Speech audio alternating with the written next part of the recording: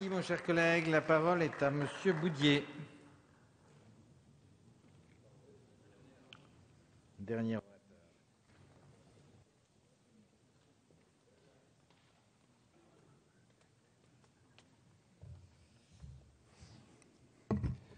Monsieur le Président, Madame, Monsieur les ministres, Mesdames et Messieurs les rapporteurs, mes chers collègues, depuis le premier sommet de Rio, en 1992, 20 ans se sont écoulés.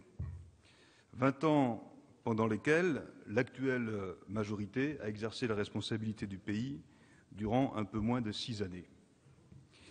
Et lorsque nous abordons, à travers le budget de la nation, le défi vital de la transition écologique, il nous faut aussi analyser les 10 années qui viennent de s'écouler.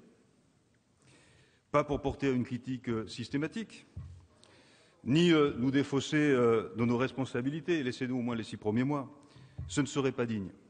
Mais pour tirer les leçons des échecs, pour juger le budget proposé par l'actuel gouvernement à l'aune des renoncements, et ils ont été nombreux, du gouvernement précédent.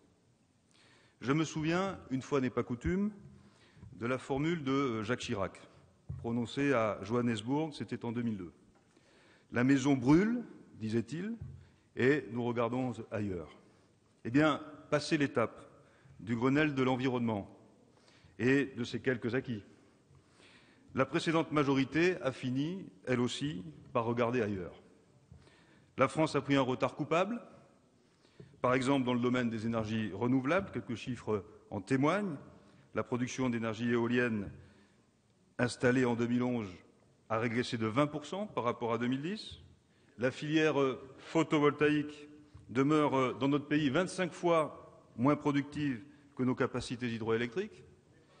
La politique de volte-face, Monsieur Sadier, de volte-face tarifaire, a provoqué la perte de 10 000 emplois en 2010 et 2011 pour le seul secteur photovoltaïque. Et donc, c'est la responsabilité de la nouvelle majorité, que de remettre l'ouvrage sur le métier, que d'orienter les comportements, et il faudra le grand débat sur la fiscalité écologique, que de poser les bases des grandes réformes structurelles qui devront permettre à notre pays de réussir la transition écologique. Alors, Madame la Ministre, dans ce contexte, le budget que vous proposez est-il au rendez-vous de ces ambitions? La réponse est oui. Et je voudrais en donner un exemple précis à travers les crédits de la recherche et de l'innovation en matière de développement durable. Et donc, pour la compétitivité éco-environnementale qui doit conduire notre pays sur la voie de la sobriété et de la diversification énergétique. Quelques chiffres. Près d'1 milliard d'euros, 915 seront attribués en 2013 à l'IFP Énergie Nouvelle et au Commissariat à l'énergie atomique et aux énergies alternatives, notamment pour développer le photovoltaïque et les carburants de synthèse.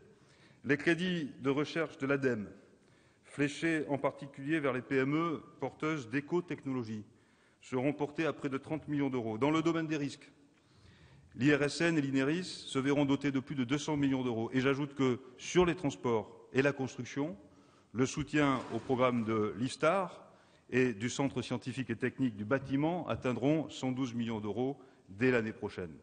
En y ajoutant les crédits du programme recherche et développement dans le domaine de l'énergie, du développement et de l'aménagement durable, la part de recherche et d'innovation du budget augmentera, mes chers collègues, de 2,1% en 2013, c'est-à-dire une hausse remarquable dans un contexte budgétaire extrêmement difficile.